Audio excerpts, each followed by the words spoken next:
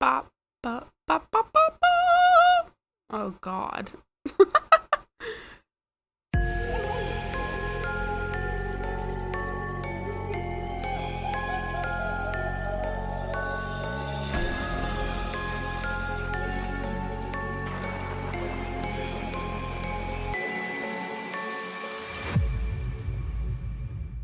Hello, friends, and welcome back to Meet Me at Midnight. I hope everyone has had a fantastic week so far. Um, Currently, oh man, goddamn Tuesday again. It's been a pretty good week. Definitely already ready for the weekend. Um, but man, it's an exhausting week. I'm sure you guys get the feeling. But you'll be listening to this on Friday, so if you're listening to it in the morning, you're almost there. You only got one day left. I am so excited for a couple reasons. One, it's officially Halloween month, which is super exciting. All the scary movies, all the decorations, everything. Um, Matt and I have Matt's my boyfriend, but Matt and I have set up a black holiday tree, which is currently decorated for Halloween, and then we'll switch it over for Christmas around Thanksgiving, which I don't know if I've already talked about my Halloween decorations or not. I know I talked about my DIY ones, but I got all of the decorations up along with the tree, and the spooky movies are, in fact, in full swing. I am slowly dipping Matt's toes into spooky movies. He's not a fan. So we're starting slow and building up all the way through Halloween. We started with Tucker and Dale versus Evil and went to Zombieland and Cabin in the Woods. And we're just gonna keep escalating from there. I'll keep you guys updated. He's liked them so far, but those ones aren't super scary. Anywho, this week, I have a fun episode for you guys. It's got a really long history, so I guess buckle in is my coined term at this point is buckle in or strap in for the bumpy ride. But I will be talking about the St. Augustine Lighthouse. So the lighthouse is located in, as its name says, St. Augustine, Florida, at the north end of Anastasia Island. So starting way the fuck back in 1589, when an Italian map maker, Giovanni Battista Boazio, published his map of the raid of Sir Francis Drake on St. Augustine 3 years earlier. And if we have any gamers listening, Francis Drake screams Uncharted to me, so I thought this was really cool. But this map was the first reference to a wooden watchtower at the end of Anastasia Island, and these watchtowers were built by the Spanish crown to keep enemy forces from taking over. The one in the north eventually became the St. Augustine Lighthouse, while the one that was on the south of the island became Fort Matanzas National Monument. So sorry if I mispronounced that. And then we're gonna fast forward about 150 years. Yeah. Oh, I'm sorry. More than that. I can't do math. But between 1731 and 1762 is the timeline we're looking at right now. So by 1737, the Spanish replaced the old watchtower with a new 30-foot watchtower made of coquina, which is shell rock, and wood. And then a couple of years later, in 1739, Gracia Real de Santa Teresa de Mose was established north of St. Augustine, and the Spanish governor, Manuel de Montiano, created the community, shorthanded referred to as Mose, created this community for escaped slaves and free black people fleeing the English territories. So these escaped slaves running to freedom pissed off the British planters, and when the British forces occupied Moselle during the 1740 siege of St. Augustine, the fort was destroyed. And this isn't, it's like surrounding, it involves the lighthouse, but it's surrounding the lighthouse, just kind of giving you guys a background of like what went down in this community and on this island and in this area. And then in 1752, the Spanish rebuilt the Fort Moselle, and free people lived there until the British occupation of East Florida in 1763. And Fort Moselle was the first free African American community in the United States, which is super cool. And then the following year, in 1763, the 7 Years' War ended and the Spanish deserted St. Augustine and Anastasia Island for Cuba, and then the British arrived.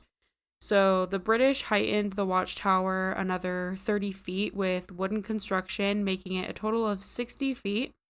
And between the dates of 1763 and 1783, there are many archival references to the lighthouse that was established by the British during this time. So they started remodeling the watchtower and slowly converting it into a lighthouse to direct ship traffic. Despite this, there were still a lot of shipwrecks right off the island, including the HMS Industry that sank off the shallows of St. Augustine and the sandbar. And from that shipwreck, a lot of supplies that the ship carried, as well as the ship itself, were used to strengthen the forts on the island, but were also used to fortify the lighthouse itself.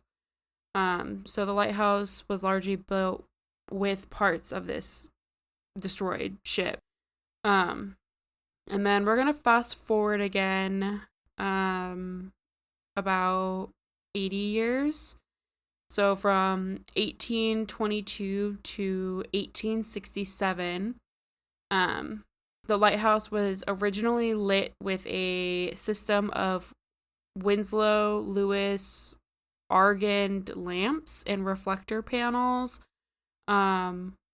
which you're thinking like lamps, like you'd imagine it was pretty difficult for ships to see. So in 1852, the light tower at St. Augustine was raised another 10 feet in the effort to improve visibility, which put it at 70 feet now. And then finally in 1853, the following year, after increasing the height, the St. Augustine Tower held a new fourth order Fresnel lens, which was a single lard oil lamp fueled by whale oil, is what was used as the light source with that Fresnel lens. So a French engineer, Jean-Augustin Fresnel, I said Fresnel the first couple times, but it's pronounced Fresnel. And this engineer perfected the Fresnel lens by 1822, but it took America a long time to adopt to it, because the cost of changing out the lenses across all the lighthouses on the coast was more than they wanted to spend at the moment. But they finally gave into it after all the shipwrecks. In 1864, during the American Civil War, the lighthouse became a point of contention between Confederate sympathizers and the Union. And Confederate sympathizers living in St. Augustine removed and hid the lens and clockwork mechanisms in order to block Union shipping. And then in 1867, the victorious American government relit the beacon on the coast. And then a few years later, the sea levels had continued to rise, and it became pretty apparent that the lighthouse was going to fall into the ocean. So, with the help of the United States Congress, $100,000 was given as funding to building a new lighthouse, and construction began in 1871 on the new 165-foot tower, which is nearly 100 feet taller than the original. And construction was finished 3 years later in 1874. Sorry, y'all. I know this is a lot of dates, and I'm like moving pretty quickly, and my tongue's getting all tied from trying to say them as well. But it is important. I think it's really important to kind of know the history of these places. This is a paranormal episode, I will preface. So it's cool to see one, some of the like engineering feats and like historic like things and like marks that were at or surrounding this lighthouse. Um, but it'll also, I mean, contribute, I think, to the nature of the lighthouse as it is now. Very ominous sounding. But back to 1874, so three years later, on October 15th, lighthouse keeper William R. Russell lit the oil lamp inside the new First Order Fresnel lens for the first time. And to put it in perspective, the lens inside the lighthouse was 9 feet tall, and the oil lamp was a brass cylinder that had a 10-gallon capacity. So inside it was a heavyweight which controlled the flow of oil to the burner, and the burner had 5 wicks in concentric circles, and a chimney leads to the roof. It has a damper which regulates the flame, and the globe is a huge case of glass which revolves around the lamp every 9 minutes. And it makes a flash every 3 minutes when a big bullseye lines up between the lamp and the human eye. And this cage weighs 2 tons. So I feel like that kind of puts into perspective like how big it is. Like you're thinking like, oh, a lens and a lamp, like that shit must be really small. It's not. It's massive and heavy, apparently. But current day, the lighthouse is over 145 years old and was designed to support military defense, travel, trade, boat building, pleasure boating, and local law enforcement. So with all of that said, I mean, there's a lot of violent history and conflict surrounding the lighthouse, which, as we know, say it together now, is the breeding ground for ghosts. Woo! Claps, claps, claps, claps, claps. I don't want to fuck up my audio, so I didn't actually clap. That would have been a pain in the ass to edit. But back in 1871, so we're talking about ghosts now. Back in 1871, when the lighthouse began sinking, a man named Hezekiah H. Pitt, it's spelled Pittee, Pitt, I'm just going to say Pitt, was assigned the task to oversee most of the construction efforts. So this guy was the main construction guy. And Pitt had very hyperactive children and would bring them to work and let them play around the construction site. Big yikes. You can kind of see where this is going. On July 10th, 1873, the kids were playing on a cart, jumping and riding around in it. And the cart toppled with the kids inside of it. At this point in time, the tide had used to reach the lighthouse. So when it toppled and crashed into the coast with the 3 Pitt children and an African-American child, the 2 older Pitt children, Eliza and Mary, as well as the unnamed African-American child, all drowned. The only survivor was the youngest girl, who we will get to. The young African-American child, her name is speculated to be Ellie or Eleanor, according to psychics who have repeatedly and reportedly contacted the girl, and that's the name that she answers to. So, in the 145 years since this incident, there have been a lot of strange occurrences, and most of these surround the 3 girls who drowned. So, one story involves a lighthouse keeper living in the home in the 1950s who reported hearing footsteps upstairs, and he went to investigate, but no one was up there. The head keeper at the time was James Pippin, and He served from 1953 to 1955 and was the last keeper to live at the light station. So Pippin initially lived in the keeper's house, as all the previous keepers had done, but he moved to a much smaller building near the new lighthouse, saying that the big house was haunted and he would not stay another night in it. Which I feel like it has to be like pretty drastic stuff happening for like a grown man to be like, nah, I'm good. Like, I'm never going back in there. By 1955, the lighthouse was fully automated, and the U.S. Coast Guard replaced lighthouse keepers with a position called the lamplighter. And the local lamplighter had all the duties of a lightkeeper, but did not live on site, which was the key. So with this in mind, the old lightkeeper's quarters were rented out to people. So in the 1960s, a local leather goods crafter rented the property for a time.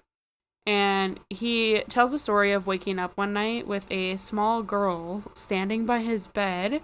And as he blinked his eyes to look at her, she disappeared. Super creepy. Well, I'll say this again later, but y'all know how I feel about little ghost children. Can't do it. In 1970, so 15 years later, the lightkeeper house had been empty for many years, and it burned down under unknown circumstances. That's the sign of evil, bro. That is the devil speaking to you. There are demons here. Something just burns down for no reason.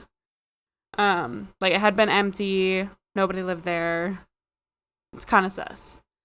But anyways, they gutted the home, and that left only the coquina basement and a few charred timbers. So the skeleton of the lighthouse was purchased by St. Johns County, who intended to demolish it. But alas, 16 Junior Service League volunteers raised $1.2 million to restore it. And with the help of Karen Harvey, who was a local historian, the site was named on the National Register of Historic Places, so it's protected now. And during the renovation, both construction workers and the JSL volunteers reported a lot of strange incidents. The basement itself was really active, and the assumption is that that was the only place that was left untouched by the fire. So it's believed that a lot of the spirits are there. One, because it's part of the original lighthouse. And the most present spirits are the 3 girls who drowned. They're the most active. So the girls like playing hide and seek with sometimes unsuspecting people, which is absolutely terrifying. I don't know if you guys have ever seen The Conjuring, but the only thing I think of when I hear hide and seek is hide and clap, which you got me fucked up if you ever think I'm playing that with a ghost. So I'm good. Thank you. And then on another night in the tower, so I'm going to go through a lot of stories right here, and I have a couple other stories, and the remainder of these, with the exception of one of them is a different ghost that's pretty well known, but the girls are the main spirits in the lighthouse, at least that are talkative, we'll say. So as I was saying, on another night in the tower, one staff member was alone after closing and heard giggling at the top of the tower. And he thought he left someone up there, so he walked his way, tiptoed, whatever, all the way up the stairs to find no one up there, and then started walking his ass back down, and he heard giggling from the bottom. So maybe the girls were playing hide and seek with him. Ew. I'm good, thank you. The lighthouse, like most of these haunted places, does ghost tours, and there was a tour with a woman who was, like, standing still on the bottom, like, at the first steps of the lighthouse staircase. She was just standing there. I'm guessing while the tour guide was talking or something. Um, but when she went to take another step up the stairs, she found her shoelace tied to the railing. So, little girl's got jokes. And then, along with all of these specific stories, a lot of the common occurrences around the girls are full booty. Wow. Full booty. Okay. Full body, thank you, apparitions in Victorian clothing, moving objects, shadows, people being touched, and voices all happen as well. There is one additional spirit I would like to discuss. And he's frequent enough for me to mention him here and also creepy enough. But his background is somewhat unknown. There's a couple conflicting stories. So, option 1 or version 1 is that, well, actually, let me say this.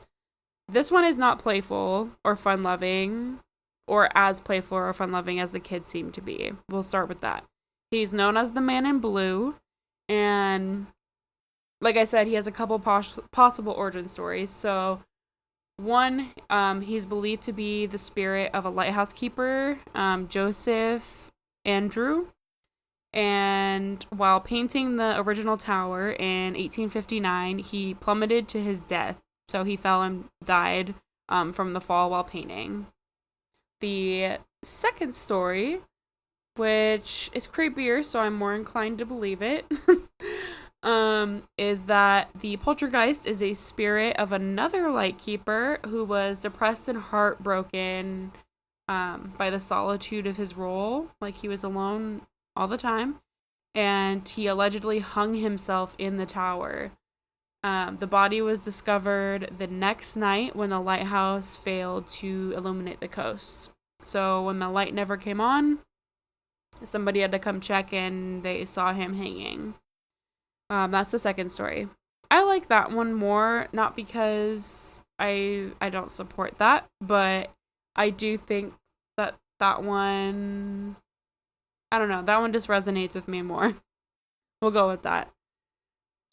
Either way, a couple of indicators of this Man in Blue are the smell of cigar smoke, even though smoking is not allowed on the property, as well as the sound of boots walking up the stairs.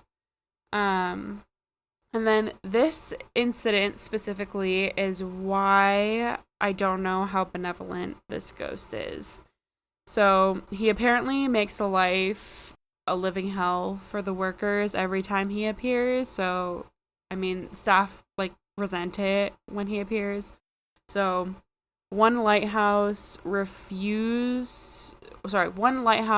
staff member, or keeper refused to return to work because the Man in Blue harassed him for an entire night by chasing him up and down the 219 stairs of the lighthouse, and the duty was then handed over to the U.S. Coast Guard. So, I mean, it's creepy all on its own. From what I've seen and read, there are some other spirits that have been contacted, but nobody that's really come through like the girls have or this Man in Blue has. So those are the main spirits. I mean, I feel like everybody thinks there's something demonic somewhere, you know? I don't know about that. I don't think the Man in Blue is a nice ghost, but I don't think he's demonic either. But anyways, that is the St. Augustine Lighthouse, historical landmark and spooky tower. I mean, despite the three girls being fun, playful spirits, I don't know that I'd want to hear them giggling. Ghost children give me the heebie-jeebies. Just doesn't vibe with me. I feel like they probably are the most fun though, you know. But then I also think of Annabelle. So it goes both ways. But I hope you guys enjoyed the episode this week, and I will be back next week with a true crime story. I also wanted to throw a little teaser in here. I may or may not have something special coming for Hell Week, aka Halloween week. So stay tuned. I'll probably update you guys a little more next week or the following week. I'll probably also post on my Instagram to whatever updates I have regarding that project as well. But I'll keep you guys updated.